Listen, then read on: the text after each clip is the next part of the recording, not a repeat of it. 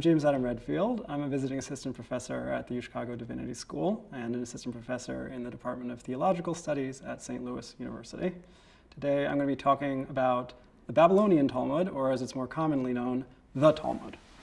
This is one volume of a two-volume edition of one tractate of 37 volumes. So that gives you a sense of what we're dealing with.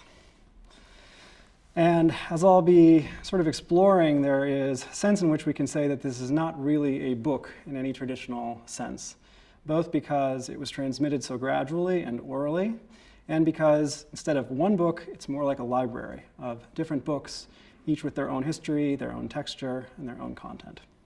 And part of what's interesting about the Talmud is precisely this tension between its multiform nature and its singularity. There's something distinctively Talmudic about each passage, and yet, does it make a whole or not? A lot of it depends on the reader. So the Talmud is a book that is also about the art of reading and the practice of what it is to read.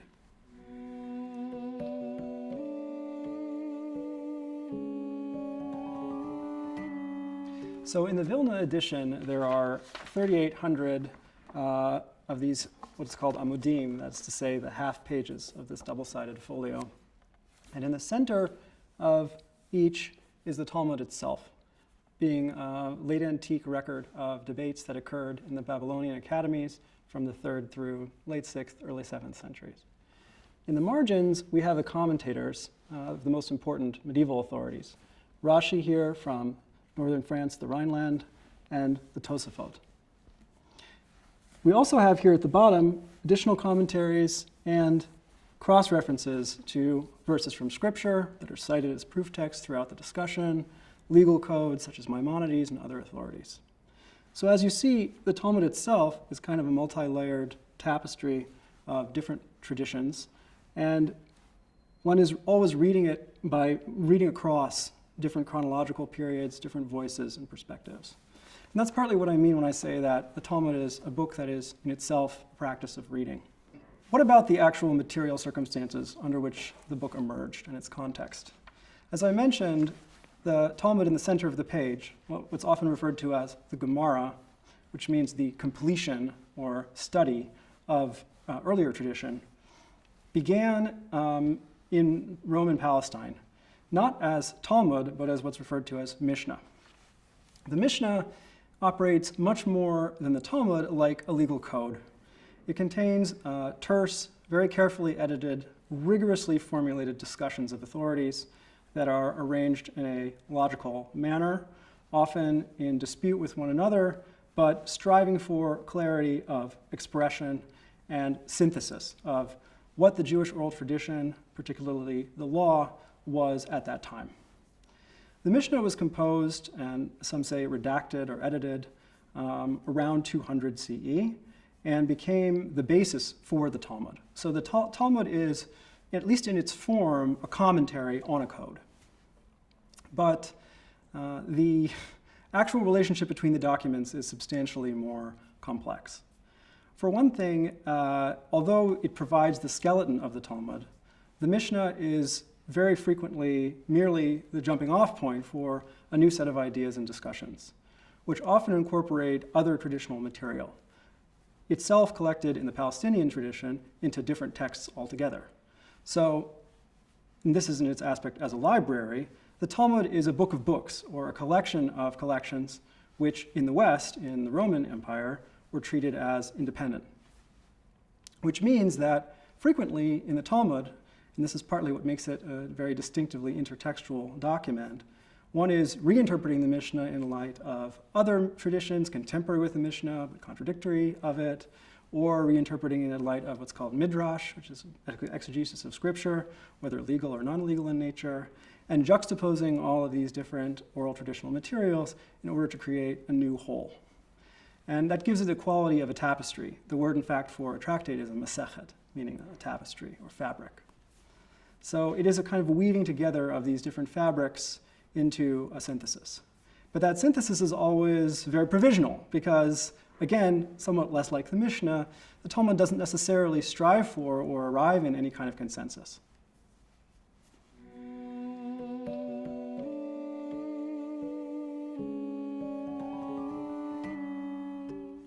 Now, the question as to why this text matters is, of course, something that you can only answer depending on whom you're asking. And so it's important to situate it culturally and historically each time we try to imagine how to answer that question. If we were talking about Jewish Babylonia, again, I'm referring specifically to the Sasanian period, when the text's bulk certainly was composed and redacted in the form that we have it now, the answer would be it matters because it was, as far as we know, the only book that people had. There are other books mentioned in it. Of course, they had the Mishnah and other Palestinian sources, and there's a collection of magic bowls which provide important evidence for potentially non- or para-rabbinic Judaism in this world. But there was a strong encyclopedic tendency to synthesize and draw together all of the other traditions into this one corpus, which means that the Talmud is both the only significant historical record, other than the bowls that we have from the region of Jewish life in Babylonia, and a witness to an unfolding reflection on Jewish identity and tradition in this imperial context. So obviously it's an indispensable, although extremely problematic and frustrating source for historians of the Jews of Babylonia who ask questions like, how does it relate to Zoroastrianism? How does it relate to the surrounding culture? How did the Palestinian and Babylonian Jewish communities relate to one another? What is the nature of rabbinic hegemony, or lack thereof, with respect to the broader Jewish population? How was Jewish law changing in response to particular political and social circumstances, et cetera, et cetera? But the Talmud also matters, and arguably matters even more for Jews today because of the crucial watershed of the medieval period, when through a gradual series of different social cultural processes, it became a kind of normative blueprint for daily life and identity. And so when we talk about the Talmud now as the quintessential Jewish religious text in some sense, we are looking through the prism of its development in the Middle Ages. And even now, if you were to answer, why does this matter for Jews today, it depends on whom you're asking. You have the entire Reform movement that's predicated on the notion that the Talmud's religious authority is more traditional in nature than necessarily binding. You had in the Middle Ages a whole movement known as Karaite Judaism, of Jews who tried to go back to Scripture and their own interpretive tradition in order to kind of model their lives. So I wouldn't even say that the Talmud is the quintessential or normative Jewish text writ large for everyone, but obviously it has attained a certain kind of very important status for many Jews, even those who never open the book. And that, again, I think is part of the paradox of what the Talmud is. That on the one hand, it's a multi-form tapestry of different traditions, each with their own character, that need to be contextualized in their own way. And on the other, there's something distinctively Talmudic about almost every little part of it. And it is always kind of engaging you in the same process of reasoning and trying to orient yourself as a reader and ultimately as a subject. On the other hand, and this is where it gets very confusing, many of these subjects don't open the book, and it is a kind of closed book to many Jewish readers. So it is a kind of book with tremendous cultural and religious authority and status in some way, but also very much opaque. So how is it possible to have a book that almost no one has read in its entirety, and that many people don't read at all, which nevertheless has this kind of cultural status? Well, that's one of the questions that we can't really think outside the prism of what happened in the Middle Ages, when the Talmud became, for many Jewish communities in Europe and elsewhere, a kind of centerpiece of daily life and identity. How did that happen? Centrally, it happened as the Talmud was disseminated to diaspora communities by the first post-Talmudic authorities, known as the Gaonim, or eminences. They were the ones who had it copied and sent to communities in Northern Africa, in Western Europe, and elsewhere, who began to receive and interpret it as a way of holding on to their identity in different circumstances. And it's through the exchange of essentially letters, responsa, to these Gaonim that we get a sense from those communities for the first time of what the Talmud was meaning for them. It's also through codifiers, not now the Mishnah, but of the Talmud itself, like Maimonides, who attempted to create in his Mishneh Torah a kind of more comprehensive synthesis of Jewish law that was more accessible directly with one's reason rather than with the elaborate process of tracking, as I was showing you on the page, between different layers of the Gemara, of commentaries, of the Mishnah, etc. So again, in the Middle Ages, there were these two processes, one social, the other literary, through which the Talmud took form as a whole, as a book, physically. It was disseminated, it was circulated and received in new communities, and it became accessible in a codified manner, such that it could acquire this kind of normative force. Now, why does it matter for Jews today who may not directly access it through Maimonides, who may not read it even in excerpts on the internet? Well, there I think we need to go back to the whole question of the reading process and the way in which the Talmud engages our mind and engages our understanding as readers. So what is it about? I guess one of the best ways to answer that is to ask what it does. It is a collection of laws, you might say, or norms that are synthesized according to theme. So the tractates are based on particular areas of Jewish law, festivals, purity, civil law, etc. And within each theme, there are endless digressions and conversations around specific topics loosely attached to commentary on the Mishnah, attempting to clarify and make even more rigorous and precise the language of the Mishnah and to understand exactly why it said what it said in the way that it said and not in some other way, etc. As those conversations go on, they draw in the other earlier strata of the tradition and very frequently, but sometimes very subtly, introduce new ideas. So you as a reader are positioned on the periphery of this conversation, kind of your ear to the door of this vast storehouse of traditions and trying to find your own place in it. And I think that's where, if you're talking about the Talmud as a Talmud and not as a codified document or not as something that's been kind of translated for you, that's where it begins to force you to answer that question yourself. Where am I? What does this mean for me? And that's kind of what it does in the culture, bring you back into that conversation. So how does that process actually transpire? How does that dialogue actually unfold in the pages of the book? Well, one way in which it develops is by forcing you, the reader, to ask questions that you would never have thought of on your own, and then predisposing you to begin to answer them in ways that only the Talmud could have thought of for you. So to force you to occupy the same kind of consciousness that the previous generations in the text had. And it does this crucially through the literary device of anonymity.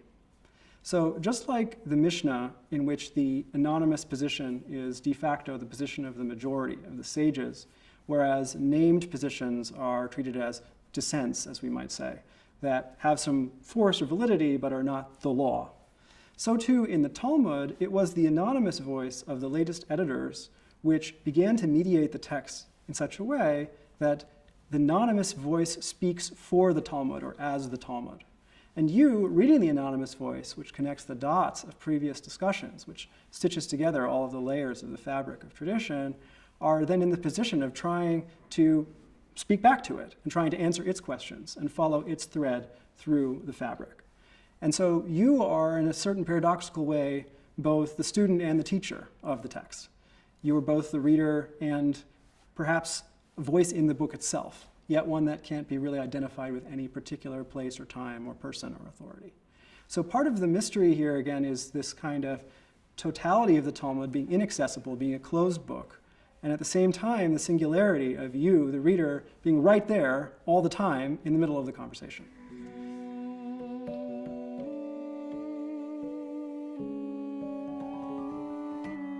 So to make this a little less abstract, let's open it up and talk about an example.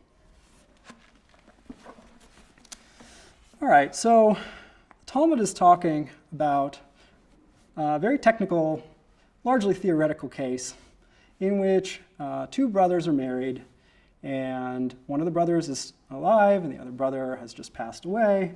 And under the biblical law of levirate marriage, the surviving brother, because his deceased brother did not have children, is obligated nominally to marry his wife and bear children with her.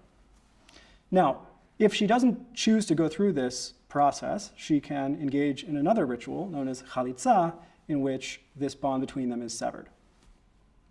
Crucially, in this legal scenario, the woman in question is a co-wife of the deceased. That is to say, there are multiple women who were married to the deceased brother, and this particular co-wife is forbidden on other grounds that have been established earlier in the conversation from marrying the brother in the first place. So this is a particularly intricate scenario because she is, on the one hand, obligated to undergo the ritual of chalitza to sever herself from him, and on the other hand, couldn't have married him in the first place for tertiary reasons. Choltzu, beishamai poislim, v'chule. Pshita. So the Mishnah teaches, if they performed chalitza, such that the woman was severed from him, then, according to the house of Shammai, who are part of the earliest stratum of the Mishnaic tradition, the older tradition, she is disqualified subsequently from marrying into the priesthood. In other words, because she is counted as a woman who has performed chalitza, although it is not a normal chalitza by any stretch, she cannot now marry a priest once she has done this. The two systems, the chalitza and the marriage into the priesthood, conflict with one another. And the Talmud replies, that is to say, the anonymous voice, the one in which you are now engaged, replies, Pshita, obviously, we already knew that. Why would the Mishnah have told us something that we should have already known? Because we obviously know there's a contradiction between marrying into the priesthood and engaging in chalitza. Lapuke de Rabbi Yochanan ben Nuri, da Amar, Bo and taken lahem letzarot shehu yichotzot lo mityabmot. So the Talmud engages now in a back and forth with itself. It says, of course, the Mishnah taught us this thing that we should have already known because it foresaw that after the Mishnah, Rabbi Yochanan ben Nuri would come along and he would teach something else. What Rabbi Yochanan ben Nuri taught was that we should create a takana, a special rabbinic enactment for this peculiar situation whereby a co-wife has to perform chalitza but couldn't actually marry the brother in the first place, and we should just have them perform a chalitza which doesn't even involve yibum at all, and therefore it's not a normal chalitza, and therefore, according to Beit Shammai, it still counts as chalitza for the purposes of the priesthood, but according to Beit Hillel, who also presumably foresaw this takana of Rabbi Yochanan ben Nuri, it doesn't, and therefore it's perfectly fine for her to marry into the priesthood. So the Mishnah was speaking in advance in the voice of these early authorities about a position that the later authority would formulate in response to a position that the Gemara, later even than him, would formulate, and they were all foreseeing one another, and that is the perfect and logical rationale for why the Mishnah told us something that otherwise would be perfectly obvious. And if that's confusing to you, the Talmud tells you anonymously, ka mashmalan. That is what we are learning from this whole discussion. It reminds you to draw the inference that this entire circle is perfectly closed and self-contained and logical in its own terms.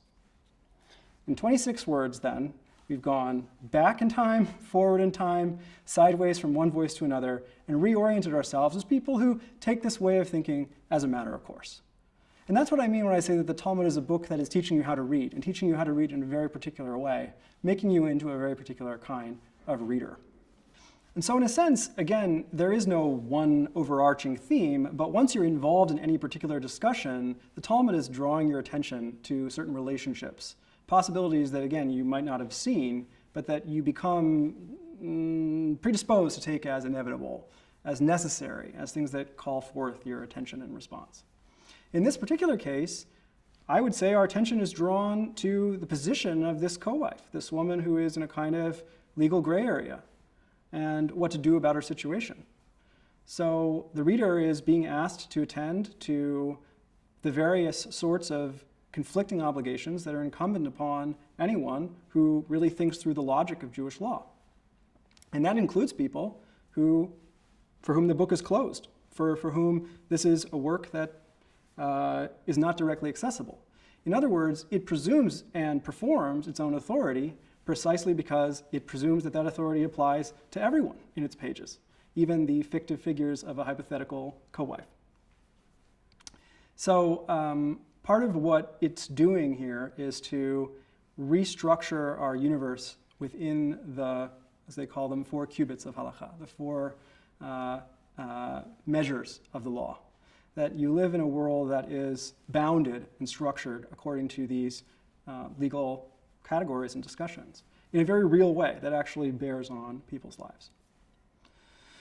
How does this inform the way that we live in community and the way that we are, whether we're identified as Jews or not? Well, it matters very much whether we're identified as Jews or not. If we're identified as Jews, again, even if we're not seeing ourselves as being strictly halakhically observant, the very characterization of particular individuals within these legal debates opens up multiple positions that different readers can attach to. Some will identify with the excluded co-wife and say, where is her voice in this debate? Some will identify with the brother who is torn between conflicting obligations. Many will identify unconsciously with the Talmud's voice itself and simply continue to work out the theoretical questions that are at stake, only applying them later to potentially unrelated scenarios in much the way that law and theology often develop, as they come to stand as metaphors for broader relationships, gender, property, inheritance, belonging, identity, you name it.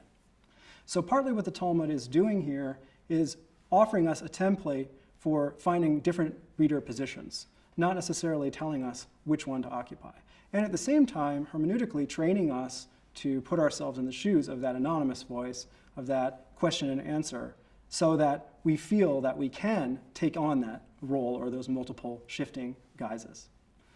And that's why for Jews who aren't halakhically observant in any way, the Talmud in Israel and in the United States is a very important document, because these debates, whether they're metaphorical, whether they're directly applied, become a springboard for lively discussions about changes historically and culturally in Judaism as well.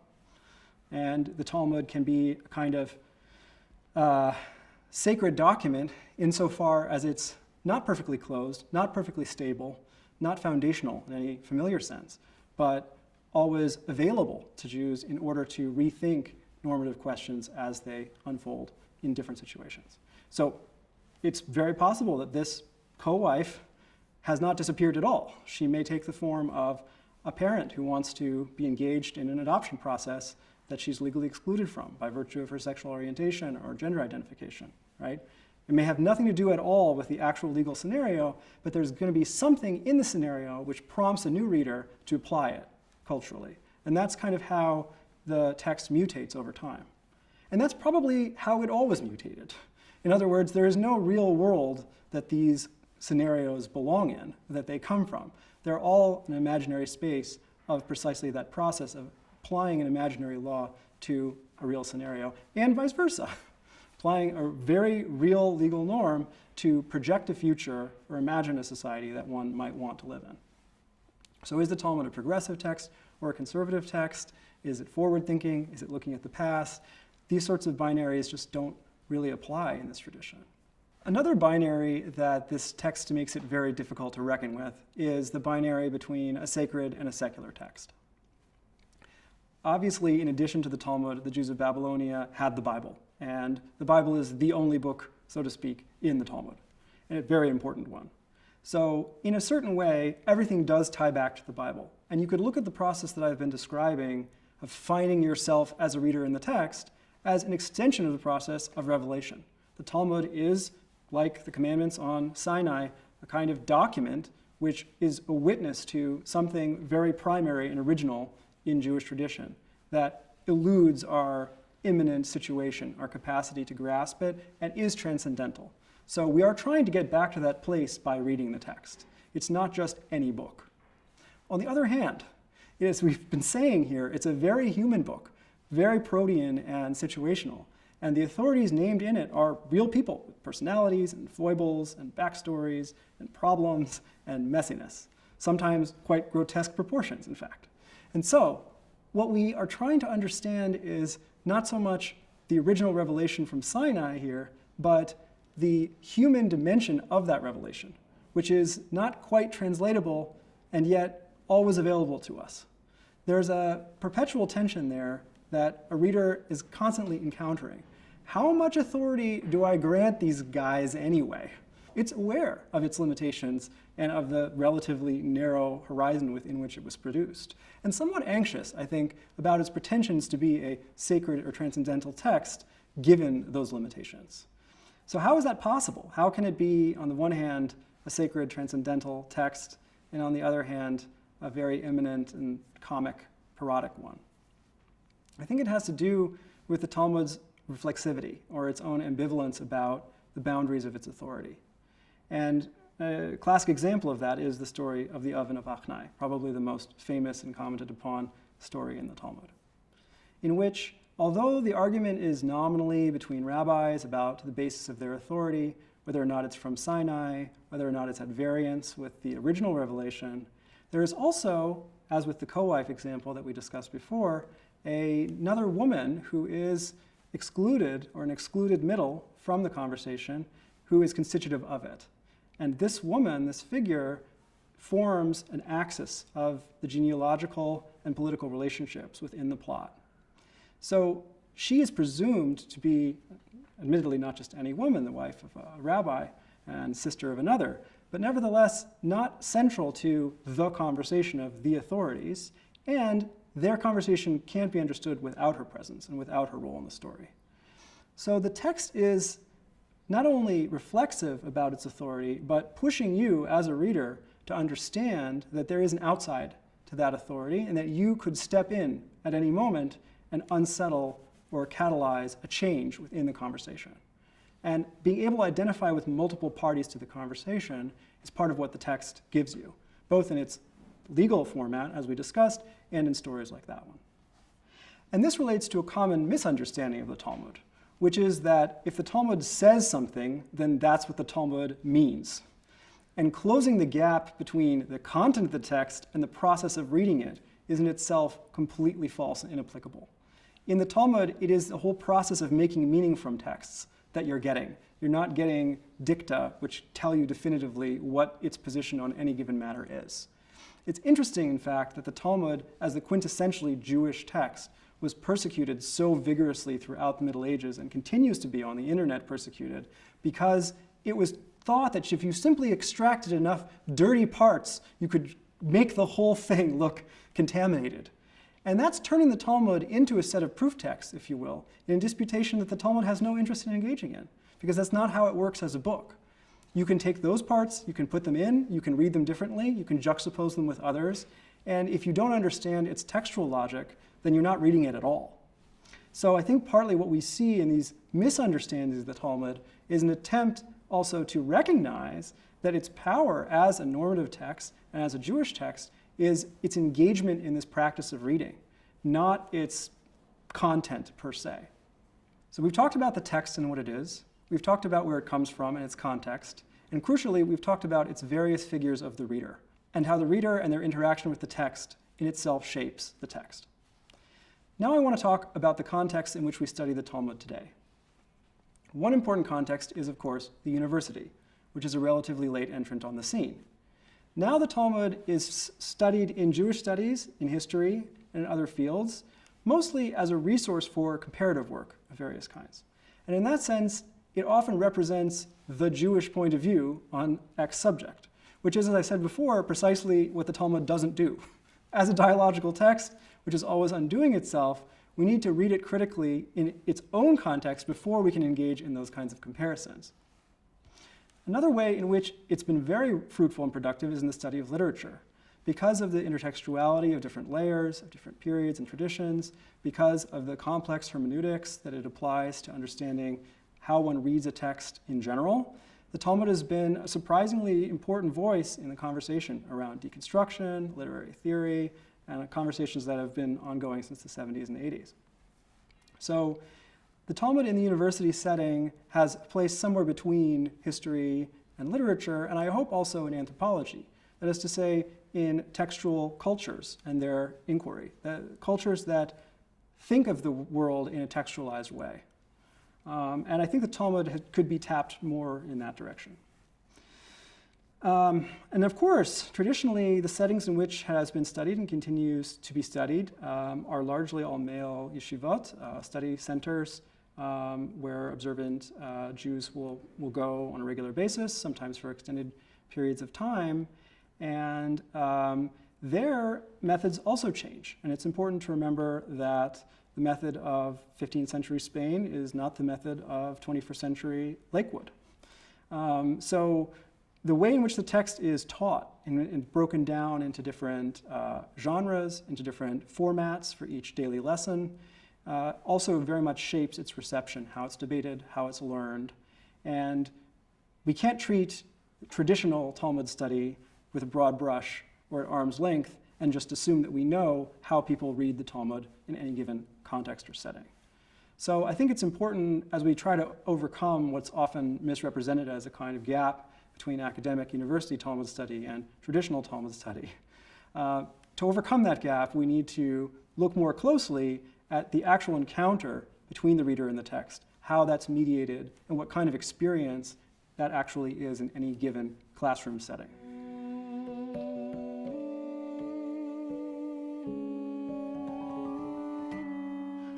Oddly enough, I came to the Talmud through anthropology. So I was actually getting a PhD in anthropology, and I was writing about a completely different subject.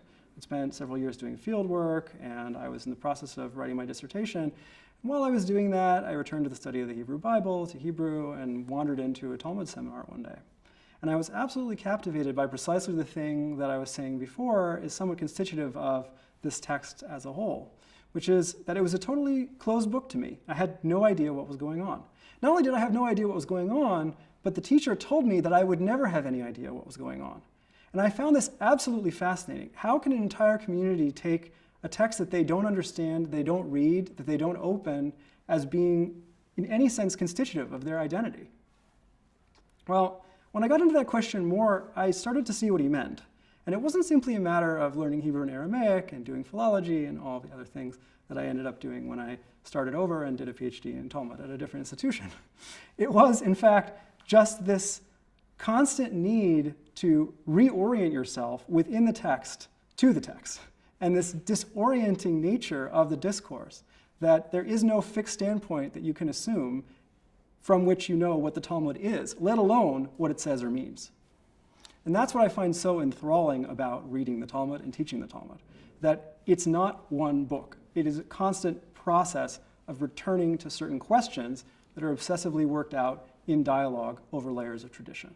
And it's with reference to tradition and the integrity of tradition, looking back over your shoulder like Benjamin's angel of history towards the past as it recedes from view, that you actually find meaning in the present and the future.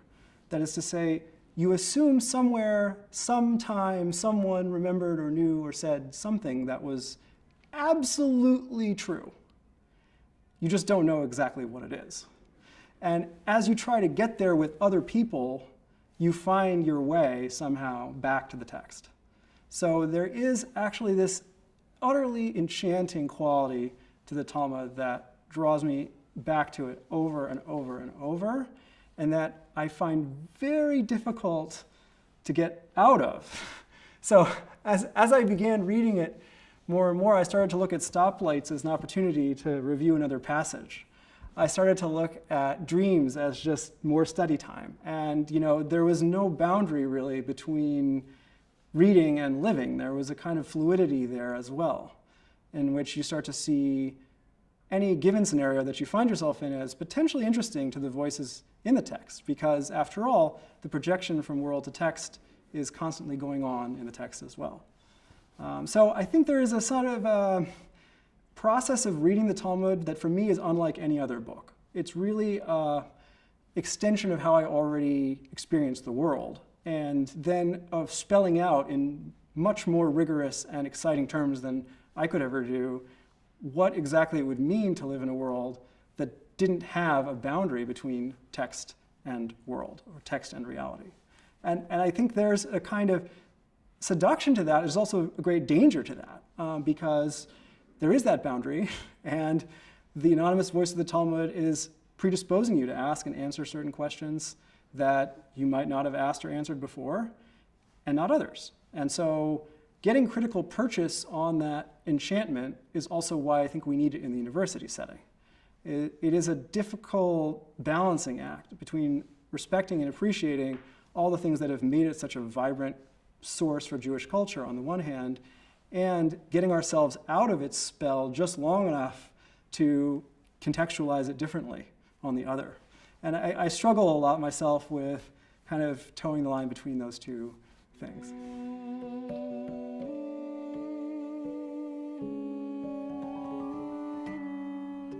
Recommendations for further reading include, for scholars and students, Günther Sternberger's Einleitung in Talmud und Midrash. This is the most recent 2011 edition. This is an excellent, comprehensive overview of the literature, its content, all of the scholarly studies, which are given in small type at the beginning of each section. You can really get a good handle on the research from this one volume. And then for a wider audience, I would recommend Barry Wimpheimer's The Talmud, a Biography, which is an excellent literary and historical study of the Talmud's formation, circulation, and development. They don't call the Talmud a sea for no reason, but I hope I've convinced you that anyone can swim in it. And if you need a life raft, you can look at Adin Steinsaltz's edition.